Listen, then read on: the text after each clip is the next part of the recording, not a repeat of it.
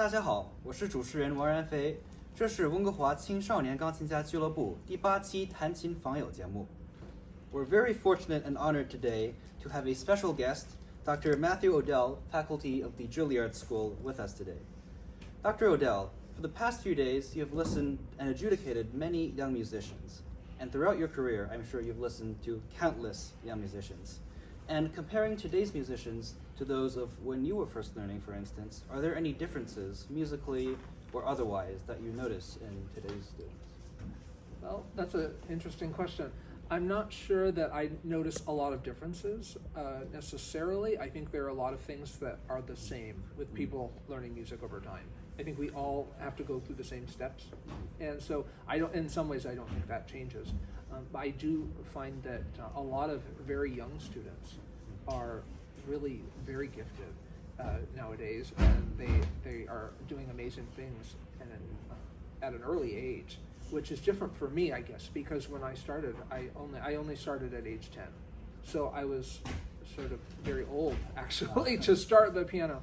So it's very different for me, from my perspective, to see very young kids doing so well, but it's really a thrilling thing. I'm really excited to see it.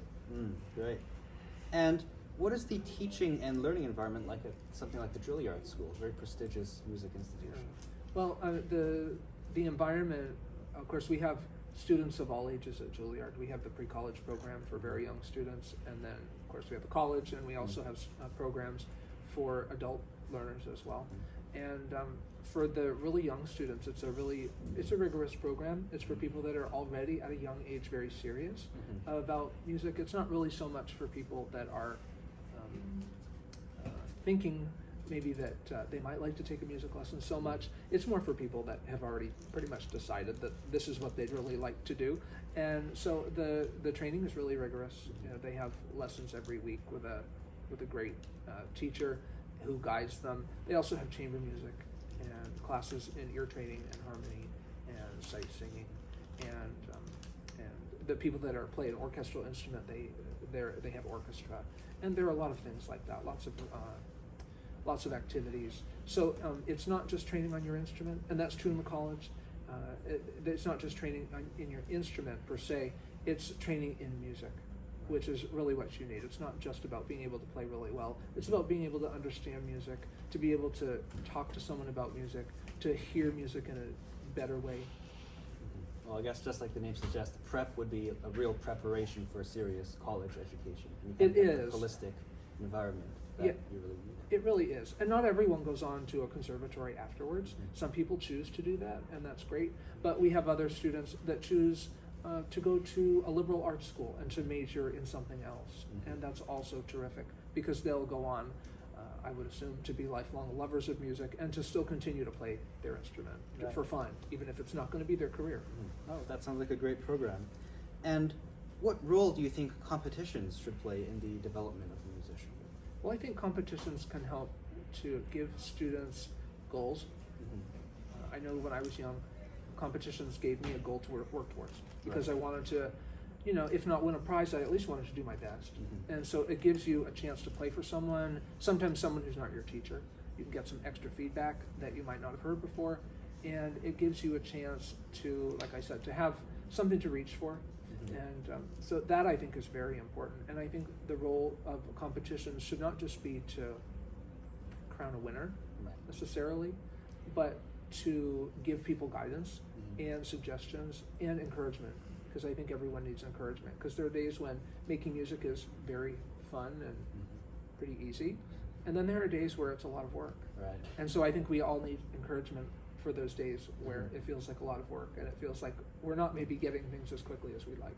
I think this competition is quite encouraging. The way it's set up and the adjudicators, the way everyone gets an opportunity, I think that would help encourage students to kind of not only see music kind of in a more positive sense, rather than getting nervous for competition, but kind of setting, like you said, setting a goal for people to reach and perform. And finally, do you have any advice for young musicians or their parents who may be watching this generally? Yeah, a couple of things that come to mind to me are when you're studying, be curious, be really inquisitive about your instrument, about the people who have played your instrument before, about the composers who have written for your instrument. Right. Try to listen as much as you can to other performers, to music of many composers, and try to immerse yourself in that world.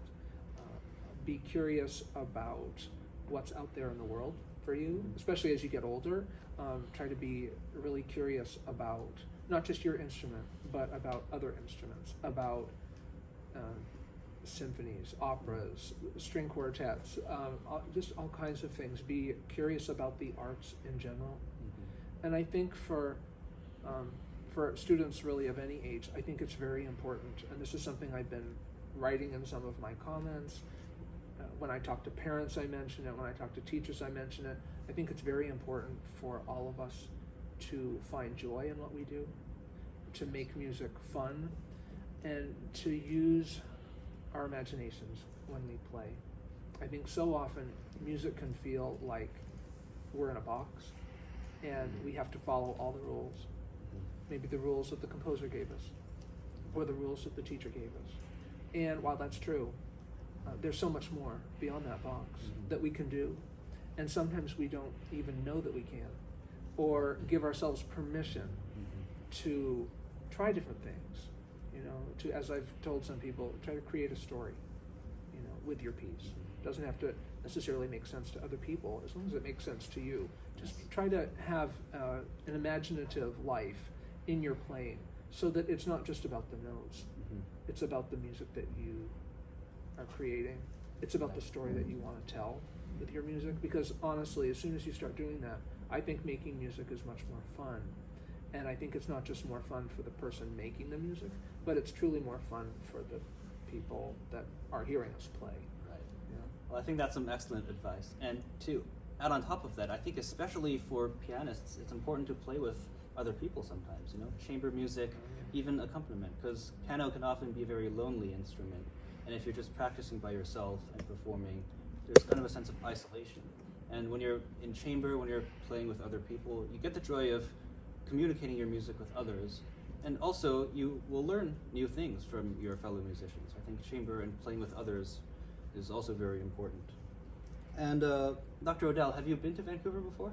This is my very first time. I'm very glad to be here. What are your thoughts on the city? I don't know how much time you've spent sightseeing. I haven't really had time. That's more in the next couple of days. So you should really ask me in a couple of days. But I have, in just the very short amount of time that I've been here, I've noticed how beautiful the city is. The city itself is very nice, very beautiful.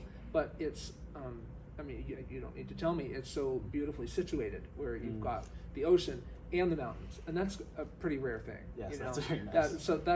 You folks are very fortunate. Right. That. It's a very beautiful place. So I'm looking forward to getting to know the city a little bit better in the next couple of days, and I hope to come back many times.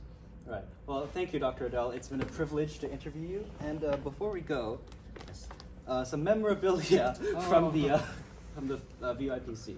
Well, thank you. I appreciate that very it's much. A pen and a bear. Oh, well, thank you so much. I appreciate that. Thank you very much. Nice. Yeah. And there's little gifts as a flower to you. Oh. Home, I think about here, our city. Oh, I appreciate that so much. Thank you. Those are so nice. Those are beautiful.